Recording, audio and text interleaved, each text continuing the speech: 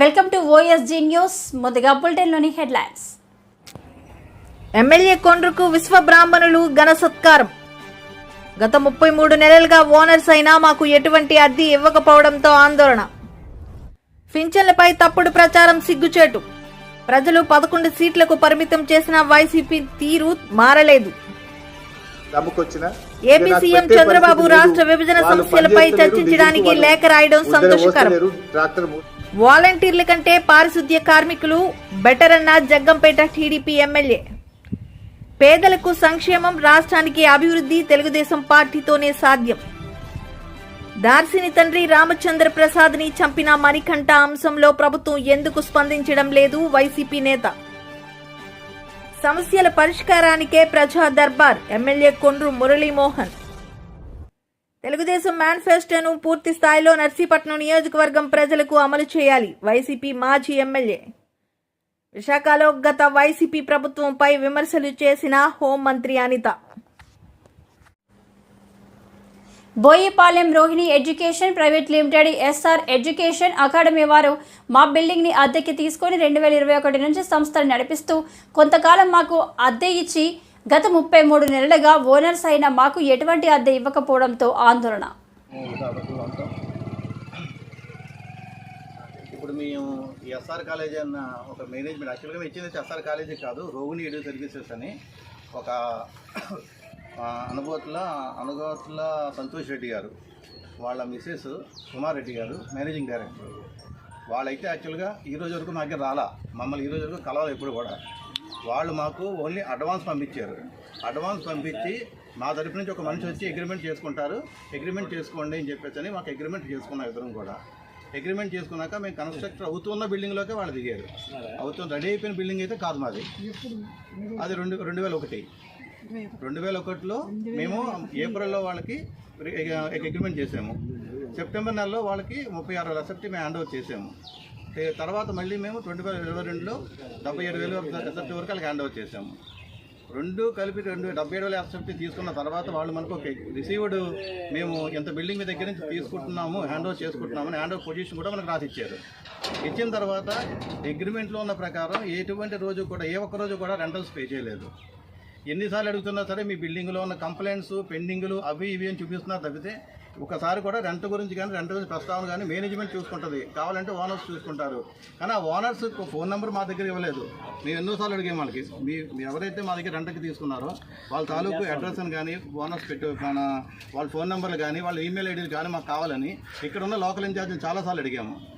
Phone ద్వారా అడిగాము, డైరెక్ట్గా అడిగాము, మెయిల్ ద్వారా అడిగాము. బట్ ఎటువంటి రెస్పాన్స్ తీసుకోలేదు ఈ రోజు వరకు కూడాను. 3 నెలల క్రితం కూడా మెయిల్ పెట్టాము మీ ఓనర్స్కి మేము చెప్పాలని. ఆఖరికి తప్పనిసరి పరిస్థితుల్లో వాళ్ళకి మా తరపు నుంచి ఒక నోటీస్ పే చేసాం, నోటీస్ పంపించాం. నా సొంతంగా ఓన్గా మాకు అర్థం రావట్లేదు మీ దగ్గర నుంచి, మేము బ్యాంకర్. పెన్షన్లపై తప్పుడు ప్రచారం సిగ్గుచేటు. ప్రజలు 11 సీట్లకు పరిమితం చేసిన వైసీపీ తీరు మారలేదు అని టీడీపీ నేత జవహర్ అన్నారు. ఈ మేరకు ఈరోజు టీడీపీ కార్యాలయంలో మీడియాతో మాట్లాడారు. రాష్ట్ర ప్రజలు వైసీపీకి బుద్ధి చెప్పిన వాళ్ళ తీరు ఇంకా మారలేదని ఆయన మండిపడ్డారు.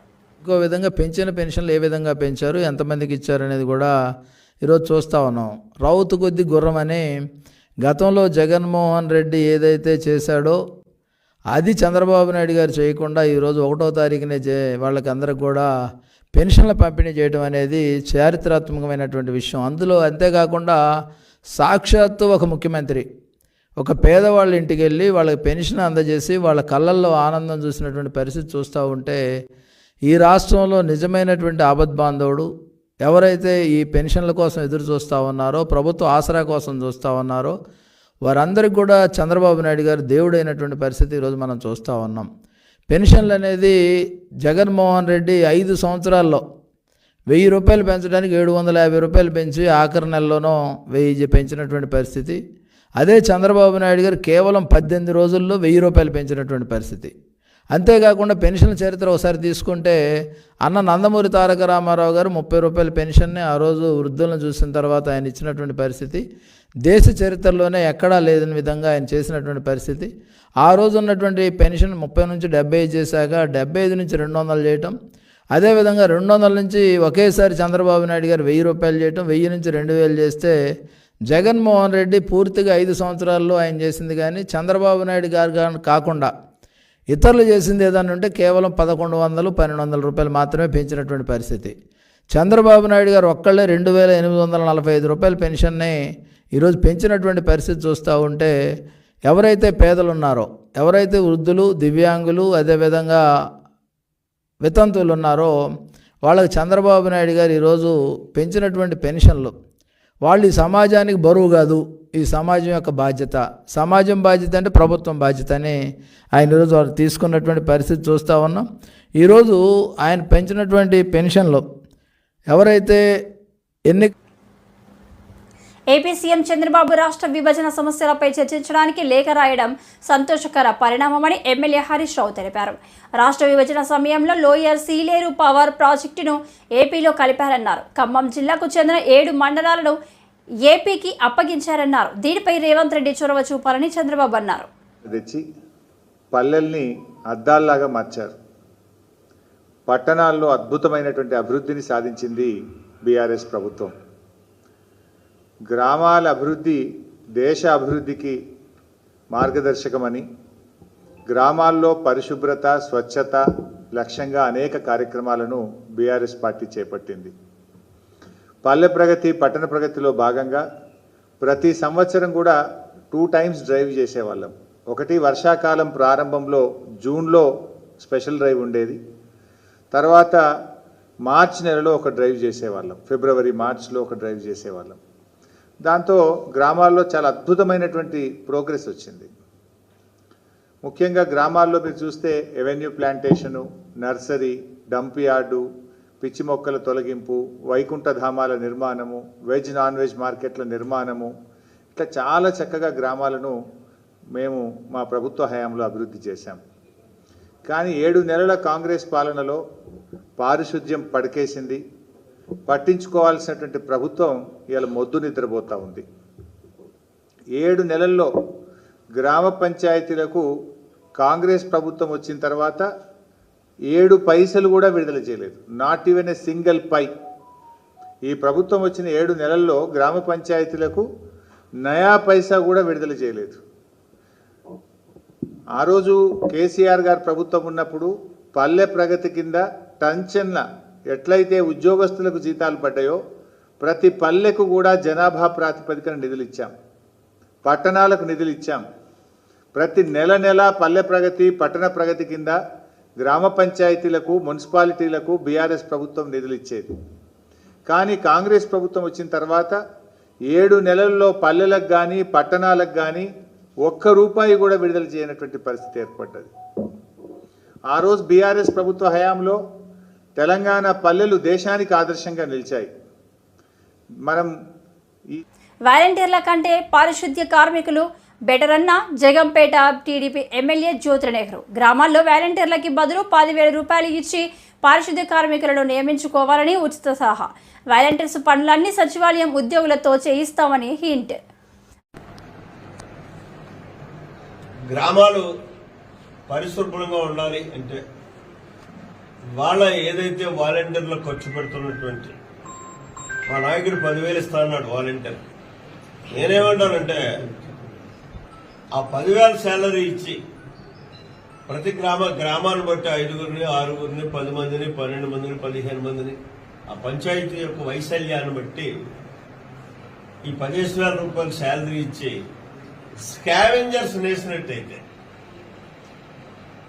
మనం దుర్గంధం నుంచి బయటపడతాం. పరిశుభ్రమైనటువంటి గ్రామాలుగా తయారు చేసుకోవడానికి అవకాశం ఉంటుంది.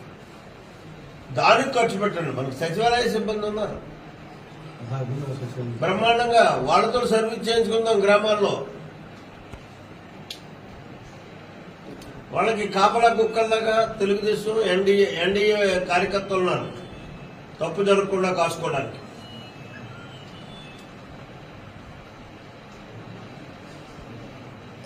ఇది నా పర్సనల్ అభిప్రాయం. రేపు మా లెజిస్లేటివ్ పార్టీ మీటింగ్లో కానీ శాసనసభలో అయినా సరే ఇది నేను చెప్పదలుచుకున్నాను, అడగదలుచుకున్నాను, ఒత్తిడి తేదలుచుకున్నాను. ఎందుకంటే మనం ప్రభుత్వ ప్రజాధనాన్ని ఎక్కడి నుంచి ప్రజల నుంచి మనం కలెక్ట్ చేస్తే రెవెన్యూ కలెక్షన్ ద్వారా వచ్చేటువంటి డబ్బు దాన్ని దుర్వినియోగం చేయకుండా మన స్వార్థం కోసం చేసుకోకుండా మాకైతే ఆ కర్మ లేదు. వైఎస్ఆర్ కాంగ్రెస్ పార్టీ లాగా వాలంటీర్ల కార్యకర్తలుగా వాడుకోవాల్సినటువంటి పని లేదు.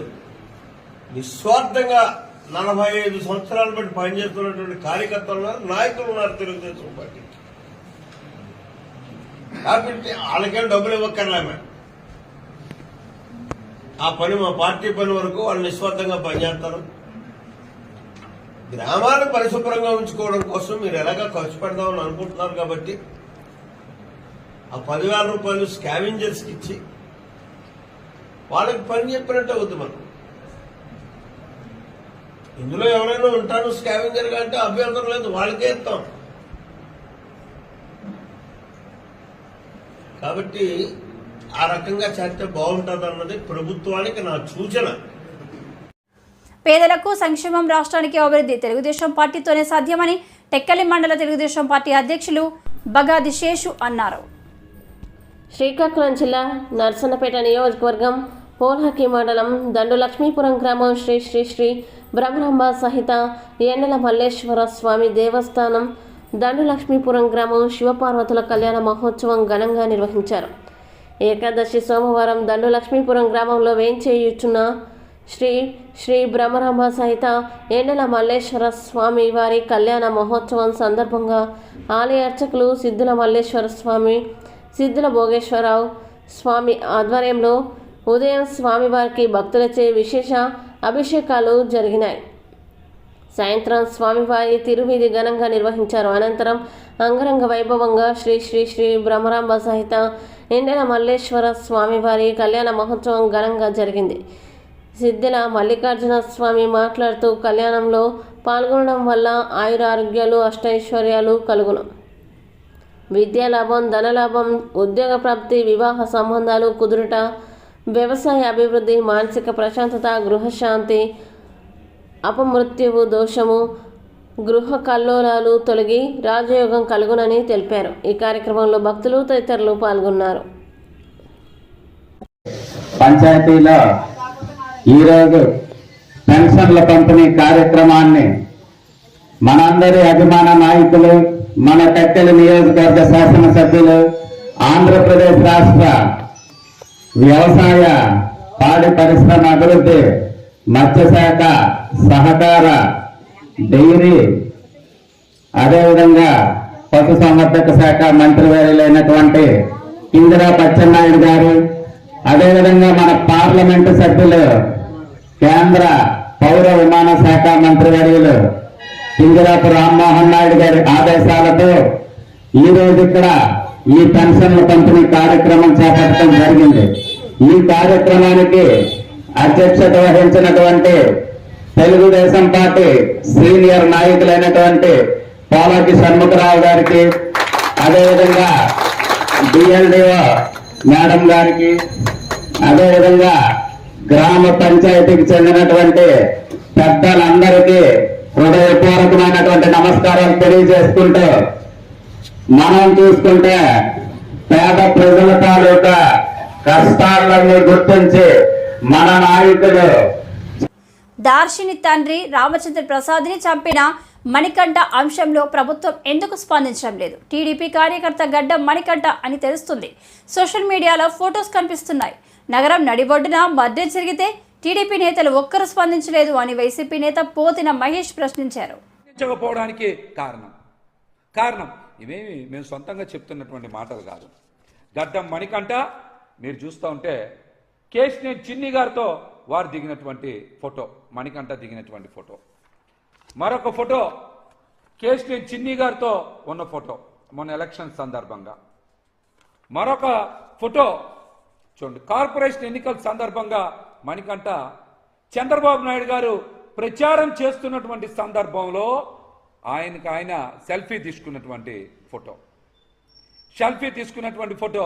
కాబట్టే మేము చెప్తా ఉన్నాం, గడ్డం మణికంఠ ముమ్మాటికి తెలుగుదేశం పార్టీ సానుభూతి పరుడే. అతను ప్రేమోన్మాదే.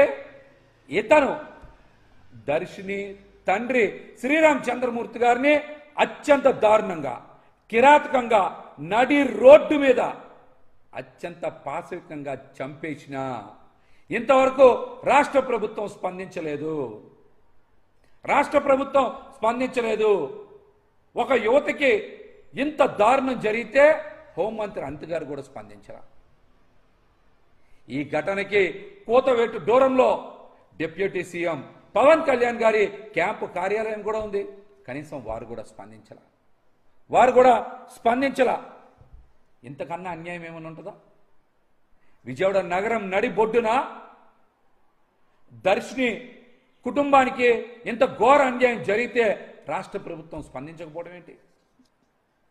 కూటమి అధికారంలోకి వచ్చిన దగ్గర నుంచి రాష్ట్రంలో మహిళల మీద, యువతల మీద వరుసగా అఘాయిత్యాలు జరుగుతూ ఉన్నాయి, హత్యలు జరుగుతూ ఉన్నాయి.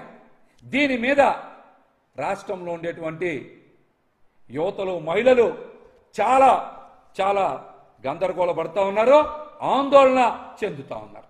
మనందరికీ తెలిసిందే సుచరిత చీరాల్లో జరిగిన ఘటన, మరి మొన్న దర్శిని తండ్రి గారైనటువంటి శ్రీరామ్ చంద్రమూర్తి గారిని చంపిన ఘటన, మరొక ఘటన అజిత్ సింగ్ నగర్లో. తెలుగుదేశం మేనిఫెస్టోను పూర్తి స్థాయిలో నర్సీపట్నం నియోజకవర్గం ప్రజలకు అమలు చేయాలని, లేని పక్షంలో రాబోయే రోజుల్లో ప్రజల తరపున శాంతియుత పోరాటం చేస్తాం. ఉమాగ్య శంకర్ గణేష్. ఈరోజు నర్సీపట్నం నియోజకవర్గం సంబంధించి మరి తెలుగుదేశం ప్రభుత్వం ఉమ్మడి మేనిఫెస్టో సందర్భంగా మరి ఏదైతే మాట ఇచ్చారో మీరు పెన్షన్ సంబంధించి 7,000 రూపాయలు ఈరోజు ఇవ్వడం జరిగింది. చాలా సంతోషం. అంటే 4,000 రూపాయలతో పాటు గత 3 నెలలకు సంబంధించిన 3,000 రూపాయలు కూడా 7,000 ఇవ్వడం జరిగింది. అలాగే వికలాంగులు కూడా 6,000 రూపాయలు ఇస్తామని చెప్పారు. వాళ్ళు కూడా చాలా మంది వికలాంగులు అనుకున్నారు ఏంటంటే 6,000తో పాటు గత 3 నెలలది కూడా ఏ విధంగా 1,000 రూపాయలు చొప్పున ఇచ్చారో అదే విధంగా 3 3 9,000 ప్లస్ 6,000 కూడా 15,000 ఇస్తారని చెప్పి చాలా మంది అనుకున్నారు. మరి 6,000 ఇచ్చారు వాళ్ళు. మరి చాలా వాళ్ళందరూ కూడా మరి చాలా బాధపడుతున్న సంగతి మరి మీ ద్వారా తెలియపరచడం జరుగుతుంది. అయితే ముఖ్యంగా అలాగే అన్న క్యాంటీన్ల గురించి కూడా మరి పెట్టడం జరిగింది. త్వరలో కూడా ఆ కార్యక్రమం చేస్తారని చాలా సంతోషం అండి. అయితే మీ ద్వారా కోరేది ఏంటంటే గతంలో కాకుండా ఈ అన్న క్యాంటీన్లు అనేది 5 సంవత్సరాలు కూడా పెట్టాలని చెప్పి మేము కోరుతున్నాం నర్సీపట్నంలో. ఎందుకన్నానంటే ఆనాడు 2014లో వాగ్దానం చేసి 2014 నుంచి 19 వరకు కూడా 5 సంవత్సరాలకు కూడా పెట్టలేదు. నర్సీపట్నంలో కేవలం ఒక 6 నెలల ముందు 2019 ఎన్నికలు వస్తున్నాయి కానీ ఒక 6 నెలల ముందు పెట్టారు తప్ప 4.5 సంవత్సరాలు పెట్టలేదని సంగతి మీ ద్వారా తెలియపరుస్తాను. మళ్ళీ అలాగే 2019లో ఇక్కడ నర్సీపట్నం తెలుగుదేశం పార్టీ ఓడిపోయేసరికి మరి 5 సంవత్సరాలు కూడా మరి అల్లిపూడి వెళ్ళిపోయారు. 4.5 సంవత్సరాలు అల్లిపూడిలో ఉండి ఒక 6 నెలల ముందు వచ్చి మళ్ళీ అన్న క్యాంటీన్లు పెట్టారు. అంటే ఈ విధంగా కాకుండా ఈ 5 సంవత్సరాలు సరే తెలుగుదేశం ప్రభుత్వం అధికారంలో ఉంది కనుక ఈ 5 సంవత్సరాల సరే నర్సీపట్నంలో పూర్తి స్థాయిలో అన్నా క్యాంటీన్లు పెట్టాలని చెప్పి మేము మరి మీ ద్వారా మరి కోరడం జరుగుతుంది. ఇదే కాకుండా మరి ఈ రోజు నర్సీపట్నంకి సంబంధించి మేము మాట్లాడేది ఏంటంటే మరి చాలా మంది ఎదురు చూస్తున్నారండి. ఇప్పటికే పిల్లలందరూ కూడా మరి స్కూల్కి వెళ్తున్నారు. ప్రతి ఒక్కరు కూడా మరి ఏదైతే తల్లికి వందనం అనే కార్యక్రమం ద్వారా ప్రతి ఇంట్లో కూడా ఎంతమంది పిల్లలు ఉన్నా 15,000 ఇస్తున్నారు. సుమారుగా నర్సీపట్నంలో 34,000 మంది నియోజకులు ఉన్నారండి. వాళ్ళందరూ కూడా ఎదురు చూస్తున్నారు. మరి మేనిఫెస్టోలో పెట్టిన ప్రకారం ఇస్తారు కనుక మరి 15,000 రూపాయలు వస్తాయని చెప్పి వారందరూ ఎదురు చూస్తున్న సందర్భంగా వారందరూ కూడా తొందరగా ఇచ్చే కార్యక్రమం చేయాలని చెప్పి మరి మీ ద్వారా కోరుతున్నాను. అలాగే నిరుద్యోగులు కూడా చాలా మంది ఉన్నారు. మన నర్సీపట్నం నియోజకవర్గంలో సుమారుగా 10,000 మంది ఉన్నారు. వాళ్ళు కూడా 3,000 రూపాయలు వస్తాయని చెప్పి ఎదురు చూస్తున్నారు. అది కూడా ఇచ్చే కార్యక్రమం చేయాలని చెప్పి కోరుతున్నాను. అలాగే ముఖ్యంగా రైతులందరూ కూడా ఇప్పుడు ప్రతి ఒక్కరు కూడా రైతులు మరి అధికారంలోకి వచ్చారు.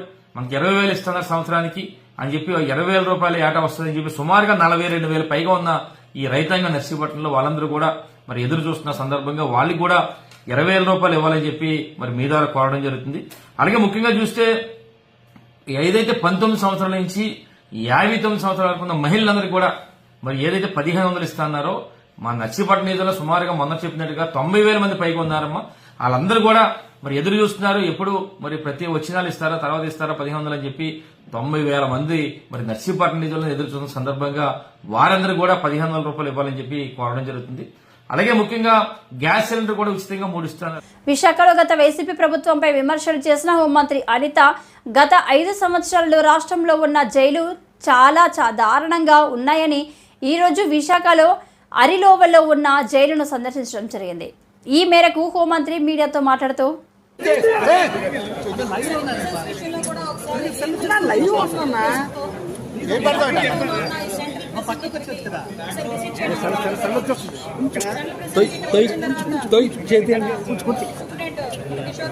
అదేవిధంగా వెంకటేశ్వరరావు గారు ఇక్కడ స్టాఫ్ మొత్తం ఇక్కడ స్వాగతం పలికి లోపలికి తీసుకెళ్ళి ఈచ్ అండ్ ఎవ్రీథింగ్ క్లియర్గా చూపిస్తుంది. విషయం ఏంటంటే ఈ 5 సంవత్సరాల కాలంలో గత 5 సంవత్సరాల కాలంలో వ్యవస్థలన్నీ భ్రష్టు పట్టిపోయినాయని మాట్లాడే వాళ్ళు మాట్లాడితే అది రాజకీయంగా భావిస్తారు. కానీ ఇక్కడికి వచ్చిన తర్వాత మేము పర్సనల్గా కొన్ని సిచ్యువేషన్స్ చూస్తే ఇప్పటికీ కూడా పనిచేయాల్సిన పోలీస్ అన్నలకి కూడా కనీసం వసతులు లేని పరిస్థితి రోజు కనిపించింది. నేను లోపలికి వచ్చిన తర్వాత అడిగాను, స్టాఫ్ క్వార్టర్స్ కూడా ఇక్కడే ఉండండి అన్న. యాక్చువల్గా స్టాఫ్ క్వార్టర్స్ కూడా 20 సంవత్సరాలు అయిపోయింది, మినిమం మెయింటెనెన్స్ లేకుండా ఉంది. అతి ముఖ్యమైన విషయం ఏంటంటే దీని కెపాసిటీ ఇంచుమించుగా 800 కెపాసిటీ. లోపల ప్రెసెన్స్లో ఉన్న ఖైదీలు ఎవరైతే ఉన్నారో వాళ్ళు 800 మంది వరకు ఉండొచ్చు. కానీ పెరిగిన నేరాల దృష్ట్యా అనుకోవాలో లేకపోతే వాటి మీద ఏం జరిగినా 2000 మందికి పైగా ఈరోజు జైల్లోని అక్కడ ఉండడం పరిస్థితి. లోపలికి వెళ్ళి చూస్తే విధాకరమైన సంఘటనలు ఉన్నారు కదా. చిన్న చిన్న పిల్లలు 17 సంవత్సరాలు, 18 సంవత్సరాలు, 20 సంవత్సరాలు పిల్లలు గంజాయి కేసుల్లో వాళ్ళందరూ కూడా ఈరోజు ట్రయల్స్ నడిచి రిమాండ్ ఖైదీలుగా ఉన్నారు. ఒక్కొక్కరు 7 నెలలు, 11 నెలలు. వాళ్ళతో నేను మాట్లాడితే ఏం చేసావయ్యా, ఎందుకు తీసుకొచ్చారని అడిగితే 10,000 రూపాయలకి నాకు ఇస్తానన్నారమ్మా, నాకు ఈ ప్యాకెట్ తీసుకెళ్ళిమ్మన్నారు, సో నేను ఇచ్చాను, నేను అరెస్ట్ అయ్యాను. అంటే విషయం ఏంటంటే చాలా మంది గిరిజనులు ఈరోజు ఇబ్బందులు పడే పరిస్థితి కనిపిస్తున్నారు. నేను గాంజా మీద దృష్టి పెట్టిన తర్వాత ఎస్పెషల్ అసలు ఏం జరుగుతుంది లోపల తెలుసుకుందాం అనే ఉద్దేశంతోనే నేను వెళ్ళడం జరిగింది. అక్కడికి వెళ్ళిన తర్వాత చాలా ఆశ్చర్యకరమైన సంఘటనలు ఏంటంటే ఈ 5,000 రూపాయలకి 10,000 రూపాయలకి వాళ్ళకి భూములు అంటే వాళ్ళకి గడవక చేసే పనులకి అది నేను కరెక్ట్ అని చెప్పట్లేదు, అది కూడా తప్పే. కానీ ఎవరైతే మెయిన్ వెండర్స్ ఉన్నారో వాళ్ళేమో బయట దర్జాగా తిరుగుతున్నారు. ఇలా పూట గడవక చేసిన వాళ్ళందరూ కూడా జైల్లో మగ్గిపోతున్నారు. సో ఇటువంటి సిచ్యువేషన్స్ ఒకటి మనం చూసాం. At the same time department వాళ్ళ దగ్గర నుంచి కూడా ఇక్కడ చాలా మందికి అక్కడ మంచి హాస్పిటల్కి సంబంధించి ఒక మంచి ఫెసిలిటేట్గా ఒక టెస్టింగ్ టూల్ కూడా ఒకటి వీళ్ళు సిఎస్ఆర్ ఫండింగ్లో తీసుకుని ఖైదీలందరికీ కూడా ల్యాబ్ టెస్ట్లు ఏదైతే ఉన్నాయో అవన్నీ కొంచెం దగ్గరది 76 టెస్టులు చేయడానికి వాళ్ళందరికీ కూడా అది కూడా ఈరోజు నా చేతుల మీదుగా కూడా ఓపెన్ చేయించారు. Very good side. నేను కూడా ఏం చెప్పామంటే ఎస్పెషల్లీ రూల్ బుక్లో కూడా ఉంటుంది డీఅడిక్షన్ సెంటర్స్ అనేవి ఏదైతే ఉన్నాయో ఈ డీఅడిక్షన్ సెంటర్స్ మనం బయట ఉన్న వాళ్ళకి డీఅడిక్షన్ సెంటర్స్ మనకి కేజీహెచ్లో కానీ మన మెంటల్ హాస్పిటల్లో కానీ ఎక్కడైనా మనం ఉంటుందో చూసాం. కానీ ఇక్కడ హాస్పిటల్ ఫెసిలిటీ ఉంది. ఇక్కడ కనుక మనకు ఒక 20 బెడ్డో 30 బెడ్డో కనుక ఇన్ పేషెంట్ల కింద ఇక్కడే ఇచ్చి హాస్పిటల్లో డాక్టర్స్ని కనుక కంపల్సరీ ప్రొవైడ్ చేస్తే లోపల చాలా మంది గంజాయికి అడిక్ట్ అయిపోయి ఆ గంజాయి ఎక్కడి నుంచి వస్తుందో వాళ్ళు ఎదురు చూడటం, కొంతమంది ఈ బిజినెస్ దగ్గరికి వచ్చినప్పుడు ఆ గంజాయి ప్యాకెట్స్ వేసేయడం, కొంతమంది ఏమో వాల్ దగ్గర నుంచి వేసేయడం, అంటే రకరకాల విన్యాసాలు చేస్తుంటారు. అలాంటివన్నీ అరికట్టాలి అనుకుంటే లోపలే ఒక ఎడిక్షన్ సెంటర్, డీఅడిక్షన్ సెంటర్ అన్నది డెఫినెట్గా మనం రన్ చేసుకుంటే బాగుంటుందని ప్రతిపాదన కూడా ఉంది. దీన్ని కూడా మనం ఒకసారి లీగల్గా అడ్వైస్ తీసుకొని అది ఎలా చేస్తే బాగుంటుందని దాని మీద కూడా దృష్టి పెట్టడం జరుగుతుంది. అది కూడా జరిగింది. ఎస్పెషల్లీ జైలు శాఖ సిబ్బంది కూడా చాలా మంది వాళ్ళ తాలూకా ఇబ్బందులు కూడా చెప్తున్నారు. ఏదైతే రెగ్యులర్ పోలీస్ డిపార్ట్మెంట్ ఈక్వల్గా మమ్మల్ని చూడాలి, రెగ్యులర్ పోలీస్ డిపార్ట్మెంట్ వాళ్ళకి ఈఎల్స్ కూడా మాకు డెఫినెట్గా ఇవ్వాలి. వాళ్ళకి కూడా ఇంటర్ డిస్ట్రిక్ట్ ట్రాన్స్ఫర్స్ కాకుండా వాళ్ళకి జోనల్ ట్రాన్స్ఫర్స్ కాకుండా స్టేట్ వైడ్ ట్రాన్స్ఫర్స్, అందులో కొంచెం మహిళా పోలీసులు కూడా చాలా ఇబ్బందులు పడే పరిస్థితి. ఇవన్నీ కూడా నా దృష్టికి తీసుకురావడం జరిగింది. కంపల్సరీగా వీటన్నిటి మీద కూడా సమీక్ష ఏర్పాటు చేసుకొని అఫీషియల్స్తో అదేవిధంగా లీగల్ అడ్వైజర్స్తో కూడా కూర్చొని అందరికీ కూడా ముఖ్యంగా పోలీస్ డిపార్ట్మెంట్ వాళ్ళందరికీ కూడా ఫ్రెండ్లీ పోలీసింగ్ కింద పోలీస్ వెల్ఫేర్ కింద డెఫినెట్గా వీళ్ళందరికీ కూడా మంచి జరగాలని మంచి